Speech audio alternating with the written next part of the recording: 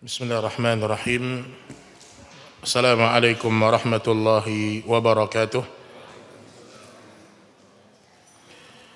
Innal hamdalillah nahmaduhu wa nasta'inuhu wa nastaghfiruh wa na'udzu billahi min shururi anfusina wa sayyiati a'malina. Man yahdihillahu fala mudilla lahu wa man yudlil fala hadiya lahu. أشهد أن لا إله إلا الله وحده لا شريك له وأشهد أن محمدا عبده ورسوله يا أيها الذين آمنوا اتقوا الله حق تقاته ولا تموتن إلا وأنتم مسلمون أما بعد فإن أصدق الحديث كتاب الله وخير الهدي هدي محمد صلى الله عليه وسلم وشر الأمور محدثاتها فإن كل محدثة في الدين بدعة وكل بدعة ضلالة وكل ضلالة في النار. Ma'asyiral muslimin, ma'asyiral muslimat rahimani wa rahimakumullah. Alhamdulillah, kita bersyukur kepada Allah yang selalu tidak berhenti mencurahkan kepada kita nikmat dan kasih sayang. Dan harus kita mengakui itu. Harus kita merasakan nikmat Allah yang disebutkan di dalam Al-Quran, wa in ta'uddu ni'matallah la tuhsuha. Kalau seandainya kalian mencoba menghitung-hitung nikmat dan anugerah Allah, tidak terhitung. Mulai dari kita bangun di pagi hari sampai pada malam hari ini saja, kita bergelimang dengan jutaan bahkan miliaran nikmat Allah Subhanahu wa taala. Maka tidak ada seorang mukmin dalam hatinya keluh kesah. Tidak ada seorang mukmin dalam hatinya merasa kurang. Dan kita bersyukur kepada Allah ketika Allah Subhanahu wa taala memberikan kepada kita nikmat untuk hadir di majelis ilmu. Dan mudah-mudahan kita termasuk orang yang disebutkan oleh Nabi kita Muhammad alaihi salatu wassalam, man yuridillahu bihi khairan yufaqihu fid din. Barang siapa yang Allah inginkan kebaikan untuk dirinya, Allah fahamkan dia dengan urusan agama ini. Baik jemaah sekalian rahimani wa rahimakumullah. Kembali kita melanjutkan pembahasan kitab usul ats-tsalatsah, yang kemarin kita terhenti pada pembahasan 4 kewajiban seorang muslim dalam kehidupannya.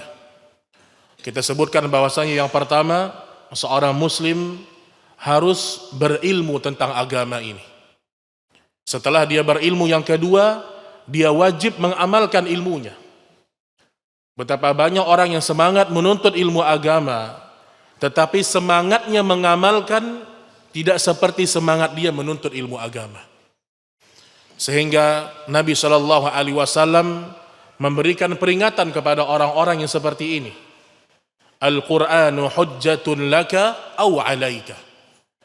Al-Qur'an yang kita baca, Al-Qur'an yang kita dengarkan, bahkan sebagian kita menghafalkannya, menjadi pembela kita di hari kiamat atau justru menjadi musuh di hari kiamat.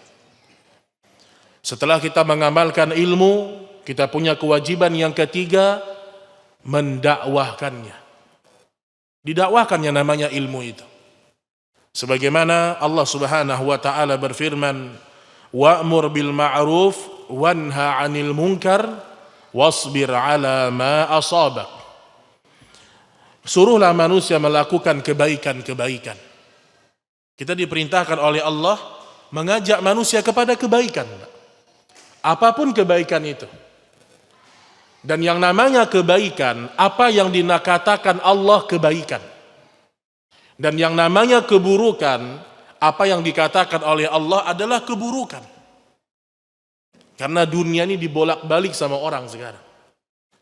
Belum tentu yang mayoritas manusia anggap baik, itu baik di sisi Allah. Dan belum tentu mayoritas manusia menganggap itu buruk, namun belum tentu itu buruk di sisi Allah Subhanahu wa taala. Maka ketika kita berilmu, mengamalkan ilmu, kita wajib mendakwahkannya kepada manusia. Dan orang yang ingin berdakwah, dia harus memiliki sifat as-sabr, sabar. Sebagaimana sabarnya Nabi Nuh alaihi salam, sebagaimana sabarnya Nabi Ibrahim alaihi salam, sebagaimana sabarnya Nabi kita Muhammad alaihi salatu wassalam.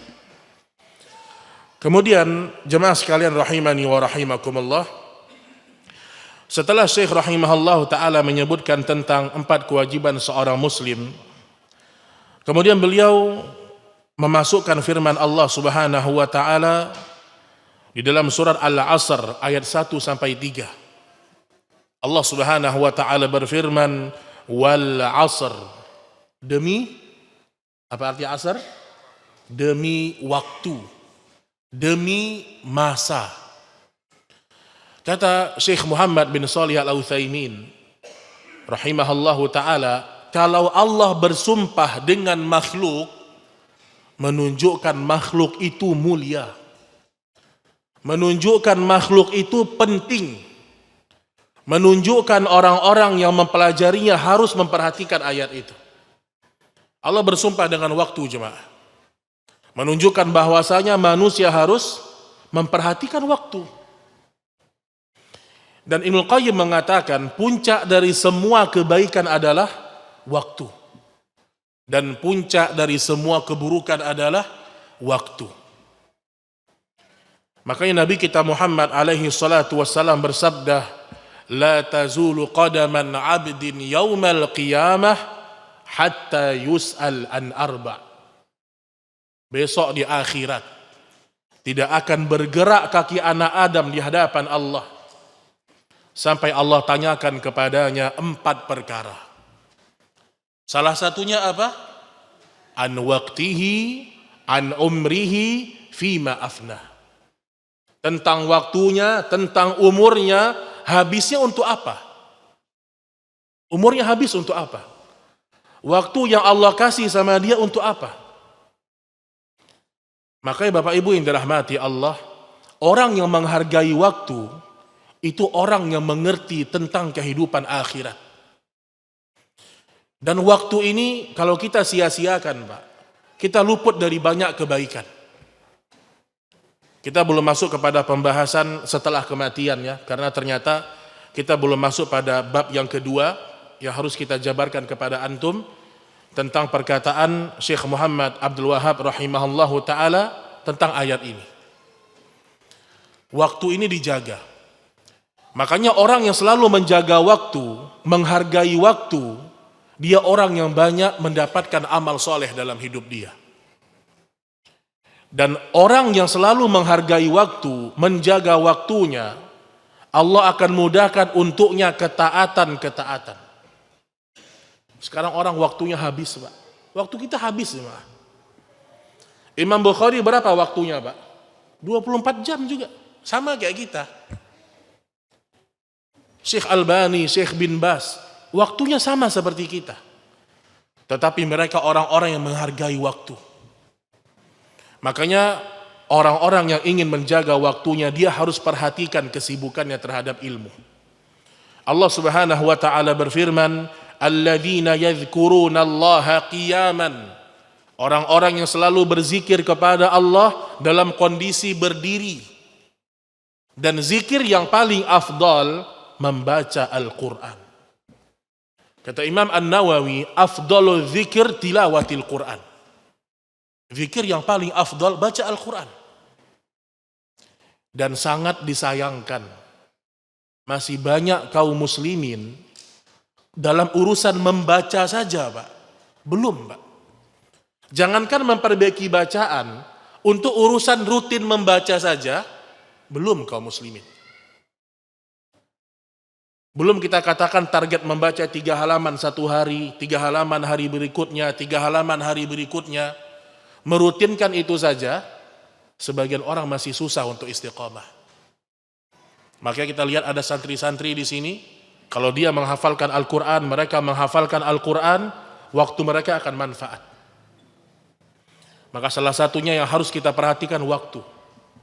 Orang mukmin waktunya dijaga. Waktunya habis untuk amal saleh. Wa qu'udan, dalam kondisi duduk mereka pun berzikir sama Allah. Wa ala junubihim, dan mereka selalu dalam kondisi berbaring pun selalu berzikir kepada Allah Subhanahu wa taala. Makanya Imam Hasan Al-Basri rahimahullahu taala, seorang ulama salaf, ketika beliau sedang jalan, tiba-tiba orang-orang ngajak beliau duduk-duduk. Kalau kayak kita sekarang ngumpul-ngumpul gitu kan. Kadang orang udah ngaji Pak, sering ngumpul-ngumpul, tapi nggak membahas ilmu. Jenggotnya udah panjang tuh. Udah ngerti dengan sunnah, tapi kalau ngumpul nggak membahas ilmu. Kadang-kadang pembahasan selalu dunia. Apa kata Imam Hasan Al-Basri? Tahankan untukku matahari, aku akan duduk sama kalian. Maksudnya apa? Kalau kalian bisa membuat waktu itu berhenti, aku akan duduk bersama kalian. Menjaga waktunya. Dan tugas kita ini banyak jemaah. Banyak. Waktu kita ini kalau kita manfaatkan untuk baca Al-Quran, untuk menuntut ilmu, sibuk kita Pak. Al-Qurannya saja, 1 hari 2 juz coba. Antum coba latih membaca Al-Quran 1 hari 2 juz. Karena ada sebagian orang membaca buku yang lain kuat, baca Quran nggak kuat, Pak. Padahal Nabi SAW bersabda, "Man qara'a harfan min kitabillah falahu hasanah, wal hasanatu bi asyri amthaliha." Barang siapa membaca Al-Quran 1 huruf, dia dapat 10 kebaikan. 10 kebaikan. Dan dalam riwayat disebutkan, terkadang Allah menjadikan 10 kebaikan ini ila 700 darajat, menjadi 700 kebaikan.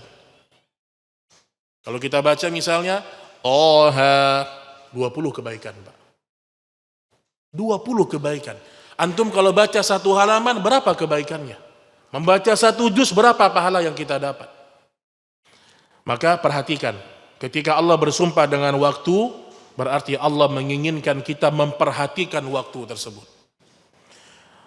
Kemudian Allah mengatakan, innal insana lafi khusr. Sesungguhnya semua manusia itu benar-benar merugi. Sesungguhnya kebanyakan manusia itu benar-benar merugi. Ada kalimat inna. Ini huruf penekanan dalam bahasa Arab. Kemudian lafi khusrin. Lam ta'kid. Jadi kalau lanya panjang menjadi tidak. Itu hebatnya bahasa Arab. Kalau antum baca misalnya innal insana lafi, berubah artinya.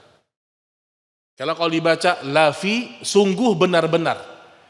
Kalau dibaca lafi, menjadi artinya tidak atau jangan. Jadi ternyata, ini sedikit tambahan saja, dalam membaca Al-Quran pun, kalau harokatnya ada yang bertambah, bisa merubah bacaan.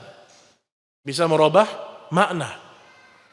Di sini Allah mengatakan sesungguhnya manusia itu semuanya merugi. Kebanyakannya merugi. Artinya mayoritas gaya hidup manusia di permukaan bumi mengarahkan mereka kepada neraka Allah. Kalau Allah sudah mengatakan merugi, artinya pintu menuju ke dalam api neraka.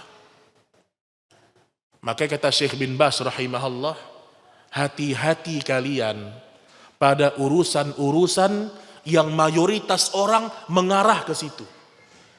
Hati-hati Pak. Misalnya sistem dalam berjual beli misalnya. Mayoritas orang ke situ arahnya. Ada sebuah bisnis, mayoritas orang ke situ arahnya. Hati-hati. Karena biasanya sesuatu yang dikejar oleh mayoritas manusia, Allah mengatakan wa in tuti' aktsara man fil ardi yudilluka an sabilillah. Kalau kalian mengikuti kebanyakan orang hidup di dunia ini, kalian akan tersesat dari jalan Allah. Makanya biasa sesuatu yang banyak itu, mayoritas orang seperti itu, biasanya salah. Dan biasanya sesuatu yang kecil, sedikit yang mengarah ke situ, itulah penduduk surga. Nabi SAW bersabda, bada'al islamu ghariban wa sayaudu kama bada. Fatuba lil ghuraba. Islam ini datang dalam kondisi asing. Tahu antum asing? Sendirian. Ketika mayoritas manusia Nabi diutus, semua orang sembah berhala. Kecuali sebagian orang yang dirahmati Allah. Datang perintah dari Allah mendakwakan tauhid 13 tahun jemaah. Nabi sendirian. Dan suatu saat nanti Islam kembali kepada keasingan. Fatuba lil ghuraba, maka beruntunglah orang-orang yang asing. Beruntung orang-orang yang asing itu, Pak. Di saat kebanyakan wanita membuka aurat, dia menutup aurat. Di saat kebanyakan manusia ketika mencari harta, gak peduli dengan halal haram, ada orang yang hati-hati dengan harta. Hati-hati betul. Ketika Ibunda Aisyah radhiyallahu taala anha dihadiahkan oleh seorang wanita Ansor ranjang baru, Pak. Jadi wanita Ansor ini masuk ke rumah Rasul dan dia lihat kasurnya Nabi ini kasihan gitu, memprihatinkan gitu. Akhirnya dia pulang ke rumah, dia berikan kepada Aisyah ranjang yang baru, terbuat dari wol. Kemudian Nabi pulang, Nabi bertanya kepada Aisyah, ya Aisyah, ini siapa yang kasih kepada engkau? Kata Ibunda Aisyah radhiyallahu anha, tadi datang kepadaku seorang wanita Ansar, dia memberikan ini kepada engkau ya Rasulullah. Apa kata Nabi, Pak? Kembalikan. Kembalikan itu. Kemudian Nabi mempertegas, wahai Aisyah, kalau seandainya aku mau, Allah subhanahu wa ta'ala akan menjadikan gunung emas berjalan bersamaku. Dan Nabi kalau ngomong, Pak, gak pernah dusta. Tapi kalau kita ngomong sama istri kita, ya dusta kita, Pak. Wahai istriku, sebenarnya abang mampu juga beli ranjang bagus. Kalau seandainya abang mau, seandainya saya mau, emas bisa berjalan bersamaku. Nah, ini dusta ini. Tapi kalau Nabi yang mengatakan benar adanya.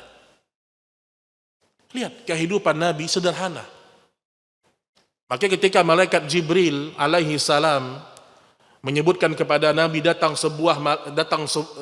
malaikat turun, yang malaikat ini kata malaikat Jibril semenjak diciptakan belum pernah turun ke dunia. Ternyata malaikat ini bertanya kepada Rasul, diperintahkan oleh Allah, ya Muhammad, engkau ingin menjadi seorang raja sekaligus nabi atau menjadi seorang hamba Allah sekaligus Rasul? Kata malaikat Jibril, tawadu ya Muhammad. Merendahlah engkau ya Muhammad. Akhirnya Nabi SAW mengatakan, bahkan aku memilih menjadi seorang hamba Allah dan seorang Rasulnya Allah subhanahu wa ta'ala. Jadi perhatikan ayat ini. Ketika Allah menyebutkan kebanyakan manusia merugi, artinya mereka hidupnya tidak mengarah ke surga Allah. Impiannya bukan surga. Target-target hidupnya bukan surga, Pak. Makanya jangan kita bangga kalau kita punya sahabat, punya teman, apalagi punya anak yang kerjaan dunianya bagus, agamanya berantakan. Tidak perlu dibanggakan itu. Dan tidak perlu disebut-sebut ke orang.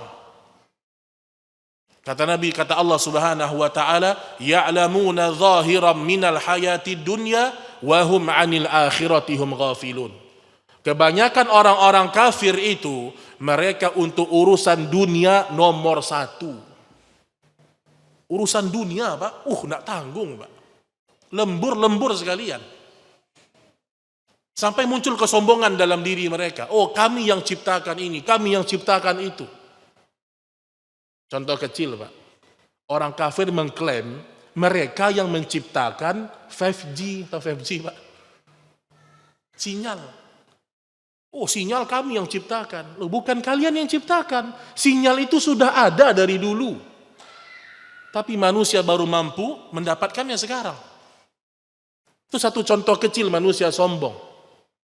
Dan sifatnya orang kafir, mereka ngejar dunia, berbangga dengan ilmu dunia, wahum anil akhirati hum ghafilun. Urusan akhirat mereka lalai.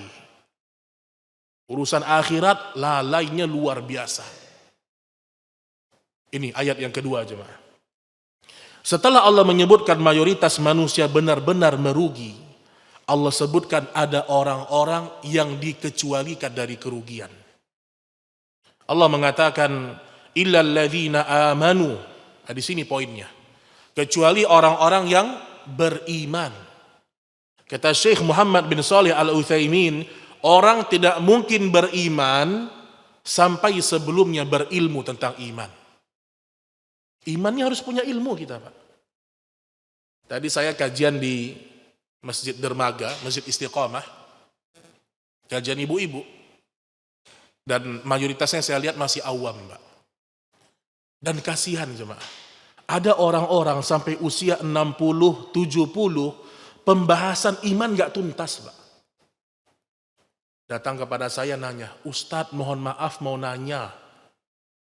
Itu kayak serius banget nanyanya, Pak. Ya silahkan Bu, apa? Ustadz, kan siapa itu meninggal dunia dibunuh, Ustadz? Yang heboh itu loh. Tahu antum ya? Dia kan Nasrani, dia matinya dibunuh, Ustadz. Walaupun dia kafir, mati dibunuh, apakah tetap masuk dalam neraka, Ustadz? Antum lihat tuh pertanyaan. Ada orang kafir, mati dibunuh. Yang bunuh dia siapa? Orang kafir juga. Kan dia matinya dibunuh, tapi dia masuk neraka juga, Ustadz. Subhanallah. Masih ada kaum muslimin, saudara-saudari kita yang ragu tentang itu. Antum bisa bayangkan tuh ya, bagaimana pembahasan akidah, pembahasan tauhid gak tuntas, padahal mereka ngaji setiap hari, Pak. Makanya dakwah sunnah ini, dakwah salaf ini, fokusnya kepada tauhid. Itu nomor satu. Sekarang dakwah fokusnya hanya cinta-cinta. Apalagi terkadang fokus dakwanya hanya ke permasalahan-permasalahan yang bukan pokok agama. Dakwah tauhid itu ada dakwah para nabi dan para rasul. Karena tanpa tauhid semua ilmu kita tidak berguna, Pak. Rusak tauhid, rusak amal semuanya. La in asyrakta la yahbatanna amalu. Dan masih banyak kaum muslimin yang ragu. Kalau ada orang yang kafir, dia baik di dunia, baik dia, sering bantu orang, ketemu orang senyum, ada yang minta tolong dia bantu, terus meninggal dalam kondisi kafir. Tanya sama dia, masuk neraka enggak dia? Kok Allah tega ya Ustadz? Allah tega, Pak. Sampai saya kasih contoh Abu Thalib loh, Pak. Abu Thalib jamaah siapa? Pamannya Rasul. Dia mengasuh Nabi itu berapa tahun, Pak? Bukan setahun 2 tahun, sampai jadi Rasul 40 tahunan masih diurus Nabi. Bahkan Nabi diboikot, dia ikut, Nabi diganggu, dia bela. Bahkan disebutkan Abu Thalib ini orangnya miskin. Tapi dia punya banyak anak. Kalau dia dapat makanan, yang dia dahulukan Rasul SAW. Tapi di akhir hayat, dia tidak mengucapkan 2 kalimat syahadat. Apa kata Nabi? Kalau aku tidak meminta keringanan untuk Abu Thalib, sungguh dia berada dalam kerak neraka jahanam. Abu Thalib mendapat keringanan kan? Azab yang paling ringannya apa? Dia pakai sebuah sendal, kepalanya hancur. Kata Nabi, kalau aku nggak minta keringanan kepada Allah, Abu Thalib dalam kerak neraka jahanam. Padahal apa? Dia mengurus manusia terbaik di permukaan bumi, Pak.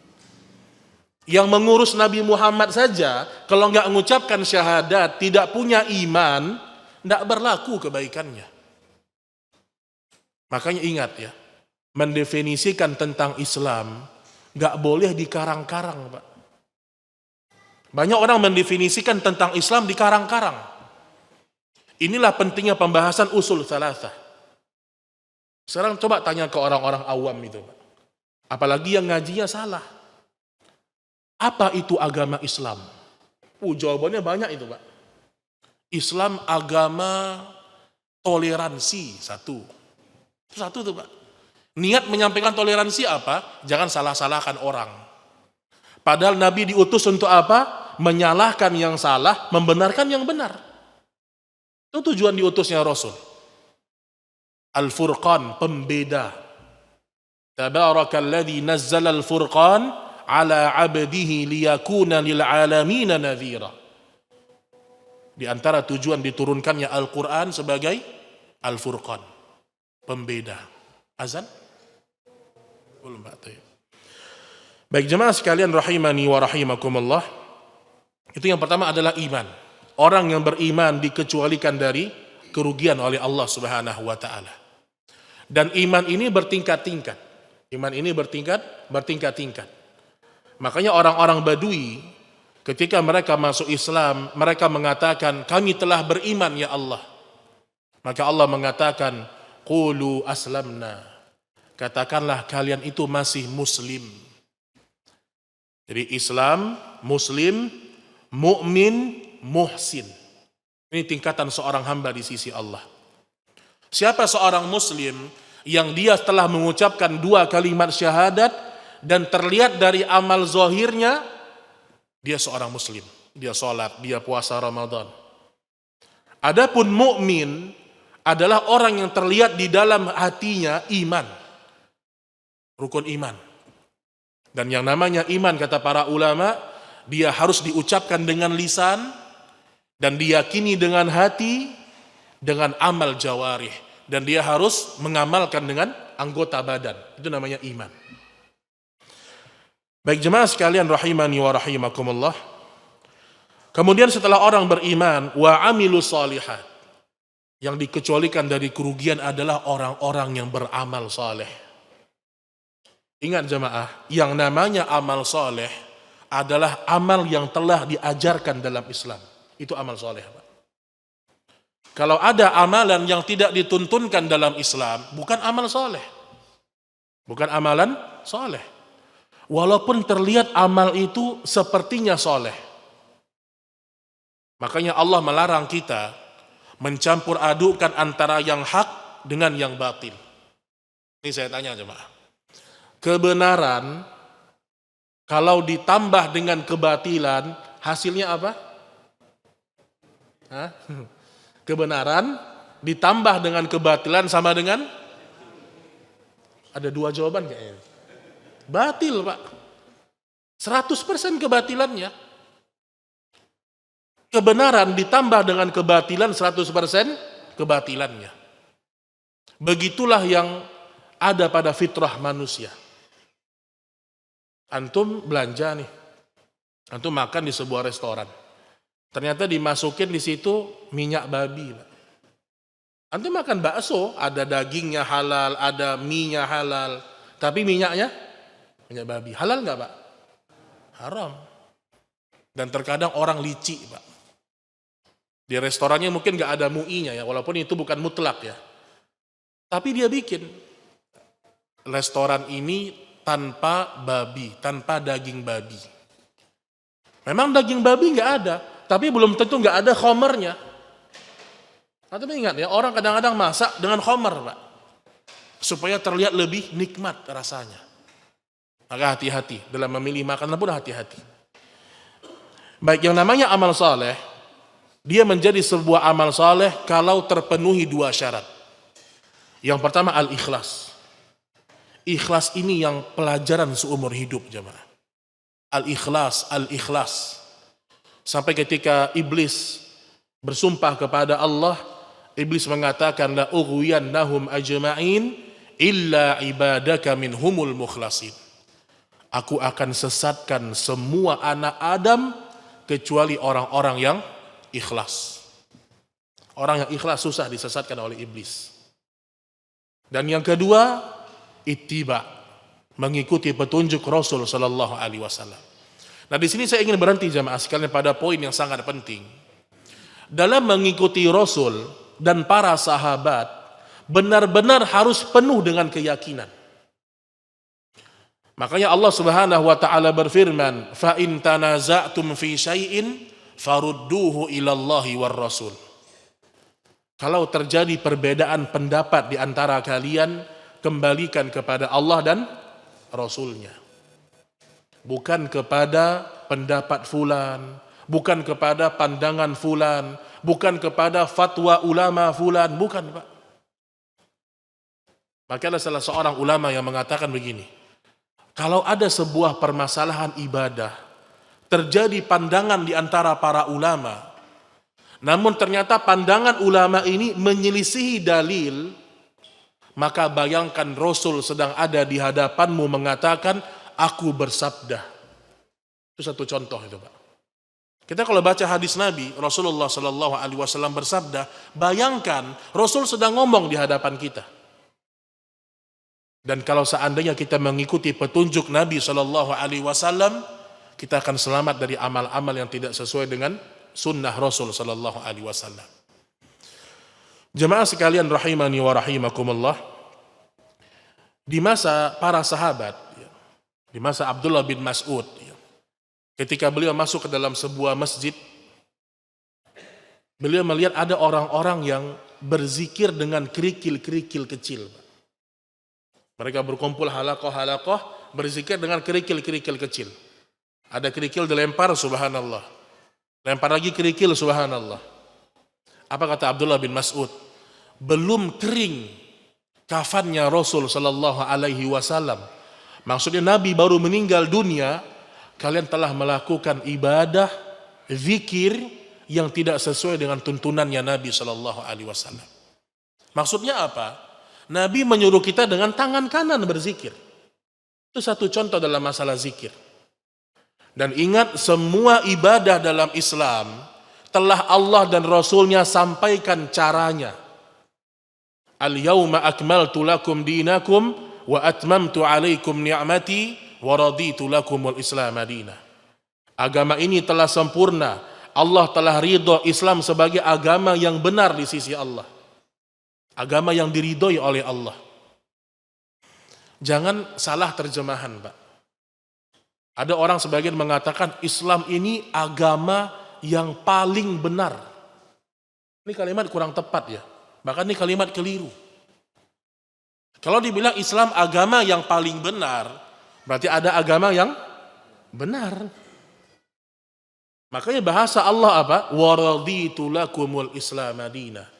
Aku telah ridho Islam sebagai agama kalian. Cukup kita katakan Islam agama yang benar, sudah.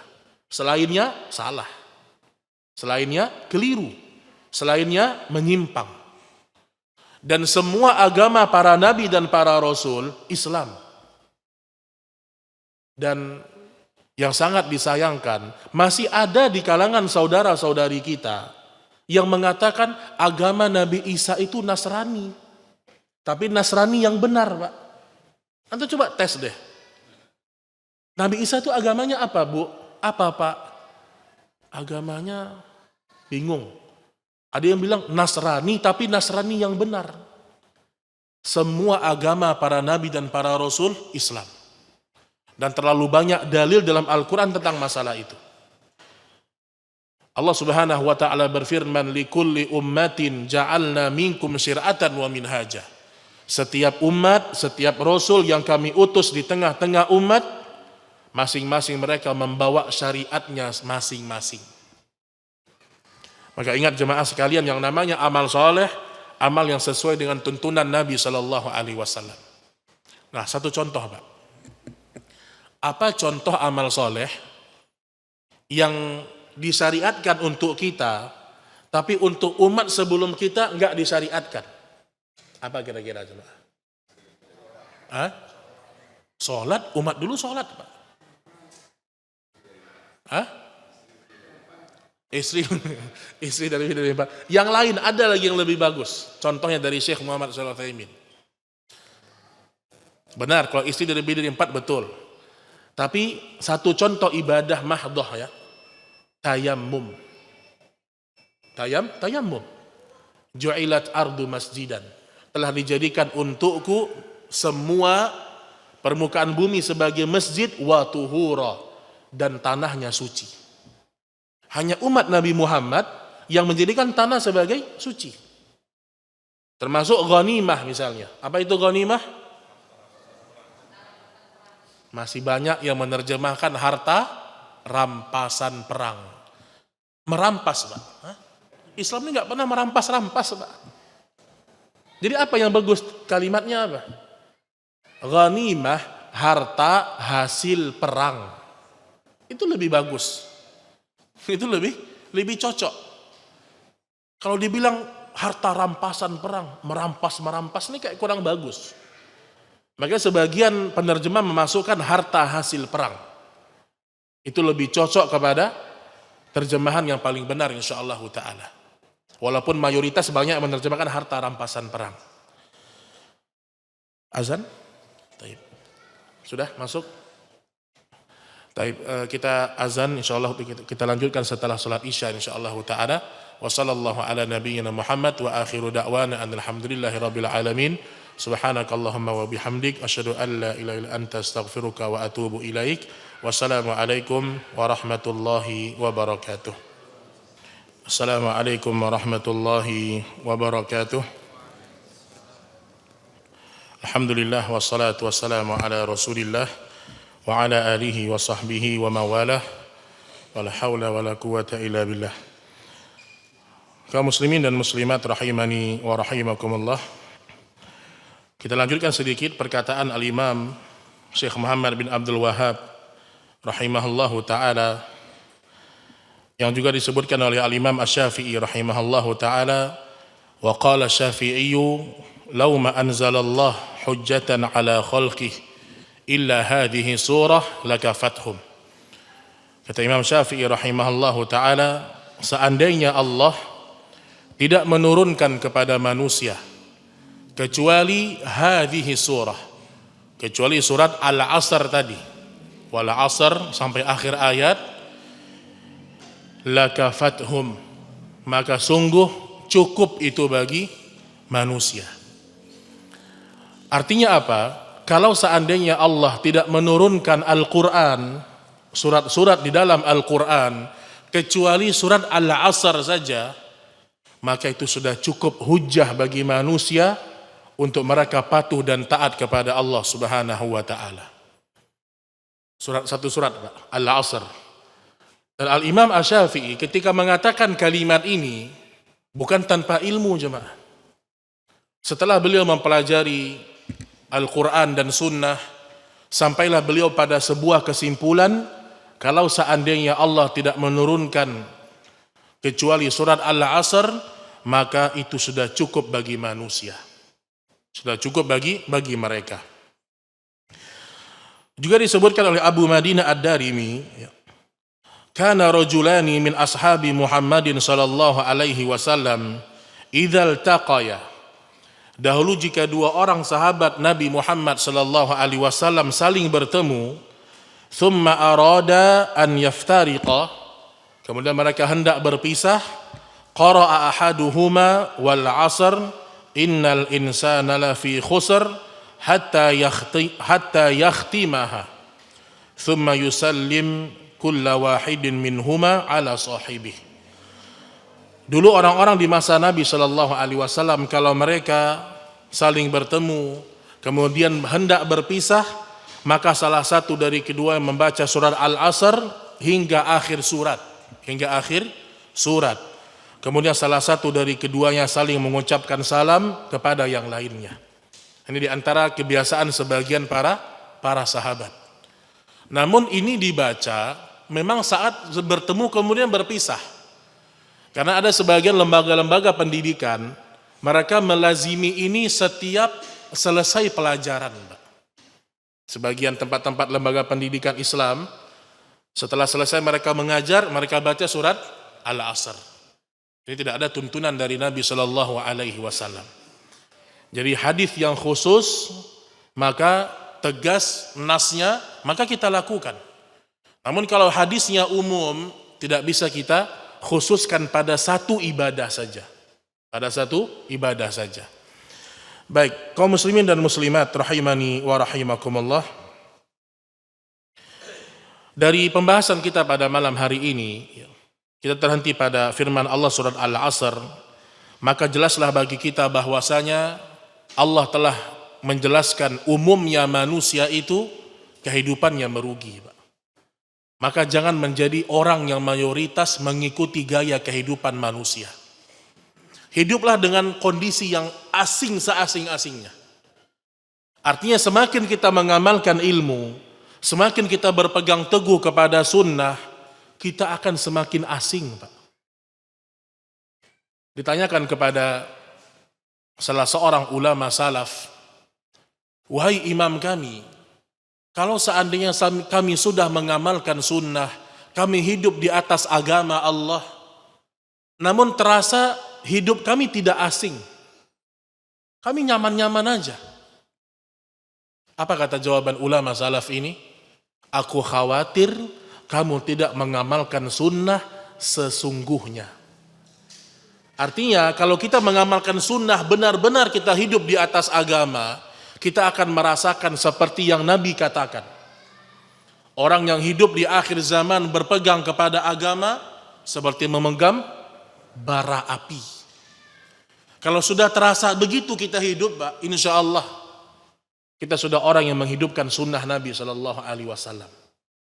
Makanya semakin kita berilmu, semakin kita menuntut ilmu agama, harus semakin dikuatkan kesabaran. Yang sering kita ulang-ulang pada pembahasan yang lalu, ilmu, amal, dakwah, dan sabar. Harus sabar, Pak. Dan yang namanya dakwah kepada siapapun. Seorang suami berdakwah kepada istrinya. Antum sampaikan apa yang antum dapatkan di majelis ilmu, sampaikan ke istri kita. Dan salah satu yang disebutkan dalam sebuah riwayat dari kisah Nabi Yakub alaihi salam, ketika dia hendak meninggal dunia, satu pertanyaan yang dia sampaikan kepada anak dan istrinya. "Ma ta'buduna min ba'di?" Apa yang kalian sembah kalau besok aku meninggal dunia? Jadi memastikan keluarga kita, kalau kita meninggal, mereka masih menyembah kepada Allah. Ini kewajiban seorang suami kepada istrinya, kepada anak-anaknya. Makanya jangan sampai dunia membuat kita lalai dari menasihati keluarga kita. Nabi kita Muhammad alaihi salatu wassalam menyebutkan dalam sebuah riwayat yang sahih, "Qad aflaha man aslam." Sungguh beruntung orang yang telah masuk Islam. Beruntung orang Islam ini. Kenapa mereka beruntung? Kalaupun mereka singgah ke dalam api neraka, mereka tidak kekal dalam neraka Allah. Itu akidah ahlu sunnah. Idza dakhala ahlul jannah, jannah. Wa idza dakhala ahlun nar, an-nar. Kalau penduduk surga sudah masuk ke dalam surga, penduduk neraka sudah masuk ke dalam neraka, Allah mengatakan, keluarkan dari neraka itu orang yang di dalam hatinya ada iman sebesar biji dzarrah. Ada orang imannya sebesar sawi, Pak. Tapi jangan kita merasa aman. Ada orang merasa aman, oh kalau sebesar biji sawi, aneh lebih, Ustaz. Aneh lebih dari sebesar biji sawi, Ustaz. Insya Allah selamat. Ingat jemaah, kata Syekh atau Al-Imam Ibnu Qayyim rahimahullah, sebesar biji dzarrah yang diakui Allah. Yang diakui Allah sebesar dzarrah itu. Wa ma yu'minu aktsaruhum illa wa hum musyrikun. Kebanyakan orang yang merasa beriman ternyata mereka pelaku kesyirikan. Dan kata Nabi sallallahu alaihi wasallam, orang yang ada iman sebesar dzarrah tidak kekal dalam neraka. Ingat, kalimat tidak kekal bukan berarti tidak masuk dalam neraka. Dan kalau sudah masuk ke dalam api neraka, tergolong orang yang paling merugi. Karena tidak kekal itu bukan 1 hari 2 hari, Pak. 100 tahun tidak kekal, Pak. Tidak kekal, Pak. Kalau Allah mengatakan kepada fulan, kamu masuk dalam nerakaku 1 tahun.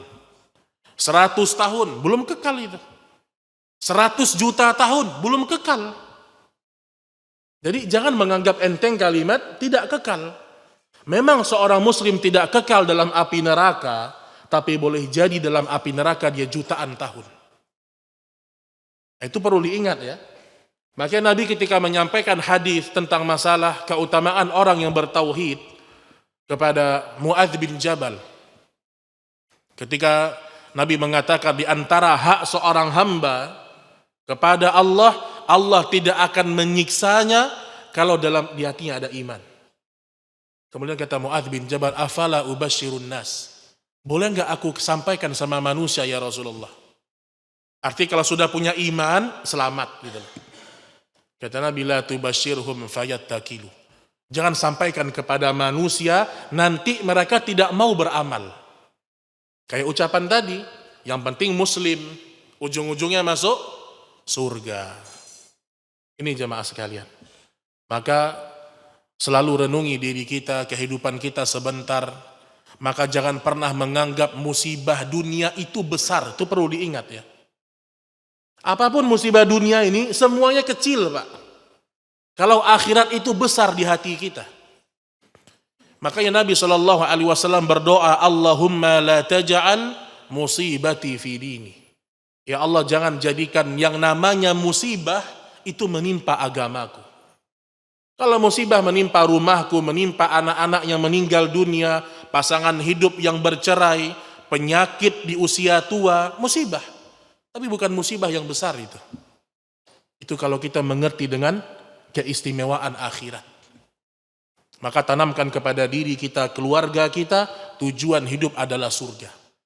Apapun yang membuat kita menjauh dari surga, buang. Apapun. Sebagaimana dulu para sahabat untuk mengejar surga, mereka mati-matian jemaah. Lihat Abu Hurairah datang dari Yaman dalam kondisi penuh dengan kecukupan. Berjumpa dengan Nabi, akhirnya hidup miskin. Mus'ab bin Umair yang tadinya kaya raya, sampai disebutkan parfumnya ini terkenal di orang-orang, Mbak. Makanya ada sebagian orang mengatakan kalau antum masih rumah yang besar, kendaraan yang mewah, parfum belum mahal, itu belum kaya itu, Pak.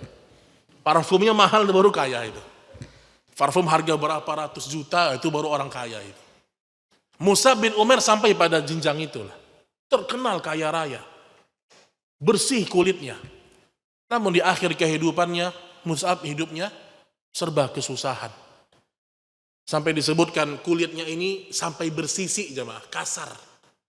Dan Nabi melihat kondisi Mu'adz, Nabi menangis. Nabi menangis. Tapi Nabi mengerti bahwasanya semua mereka adalah penduduk surga. Maka sampaikan kepada keluarga kita teladan hidup Nabi dan para sahabat.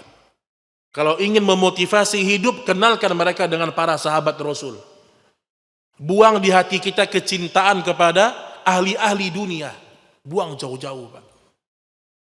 Ada orang udah ngaji, udah kenal kepada dakwah, di kamarnya masih foto orang kafir, Pak. Pemain bola kafir, Pak. Masih itu di kamarnya. Allah ciptakan kita kaki ini untuk apa jemaah? Untuk nendang bola kaki kita, Pak.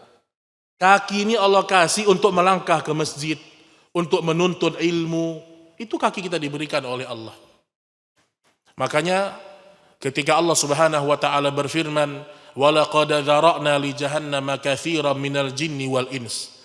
Sungguh neraka jahanam itu diisi oleh jin dan manusia. Lahum qulubun la yafqahuna biha. Mereka penduduk neraka jahanam itu punya hati, tapi hati mereka tidak bisa memahami agama. Hati ini yang bisa memahami agama, Pak. Makanya orang munafik dengan orang mukmin itu beda di hati, bukan di mulut, Pak. Orang munafik jemaah disebutkan oleh Nabi Shallallahu Alaihi Wasallam, aktsarul munafiqi ummati qurra'uha. Orang yang paling banyak kemunafikan di hatinya dari umatku, para qurra, pembaca Al-Quran. Saya ada membahas kitab At-Tibyan, itu tentang adab-adab terhadap Al-Quran, bagaimana cara mengajar. Di situ disebutkan, Pak, kebanyakan orang dalam hatinya kemunafikan justru para pembaca Al-Quran. Salah satunya apa, Pak? Orang yang membaca Al-Quran, dia menginginkan dari bacaannya dunia. Anda pernah lihat nggak orang baca Quran disawer pakai duit, Pak? Pernah lihat antum? Alif Lam Mim, dilemparin duit. Dzalikal kitabu la raiba fihi hudal lil muttaqin. Makin banyak duitnya, Pak. Kayak penyanyi dangdut, subhanallah. Al-Quran dijadikan mata pencaharian, jemaah. Dan orang-orang munafik paling banyak qurra. Perhatikan itu. Al-Quran ini membersihkan hati. Tapi ada orang-orang yang justru semakin banyak dia membaca Al-Quran, semakin rusak hatinya. Kenapa? Niat-niat yang salah. Niat-niat yang salah dalam menghafal Al-Quran, membaca Al-Quran, niatnya salah. Makanya Bapak Ibu yang dirahmati Allah, hindari semua hal-hal yang bisa membuat niat kita rusak. Mungkin sebagai penutup jemaah, sedikit berkaitan dengan Al-Quran ya.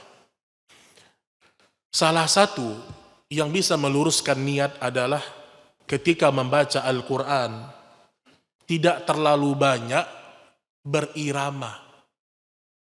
Tidak terlalu banyak iramanya, Pak. Iramanya bahkan sebagian ulama qiraat itu, Pak, untuk menjaga niat mereka ngajinya datar, Pak. Antum kalau pergi umrah, mungkin antum melihat ada halakoh-halakoh di situ.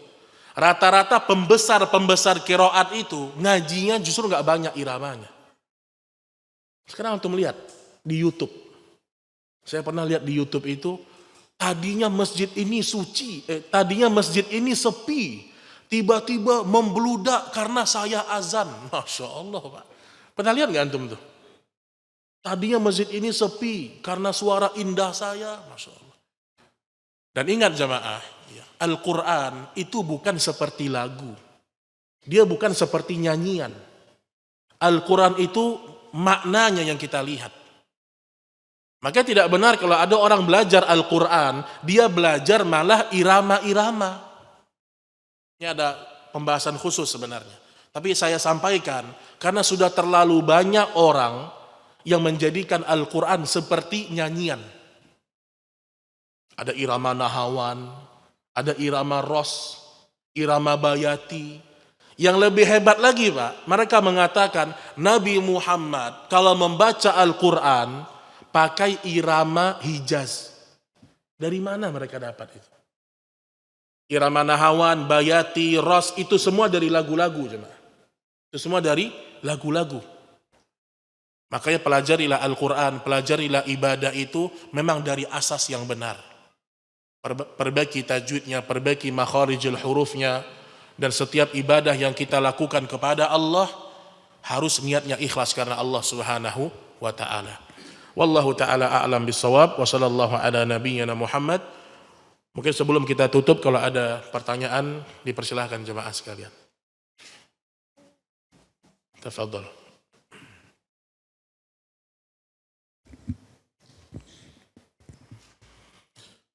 Baik, ada pertanyaan?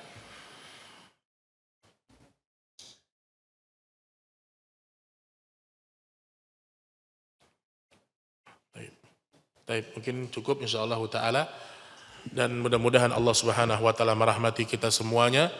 Aqulu qauli hadza subhanakallahumma wa bihamdik asyhadu an la ilaha illa anta astaghfiruka wa atubu ilaik. Wassalamu alaikum warahmatullahi wabarakatuh.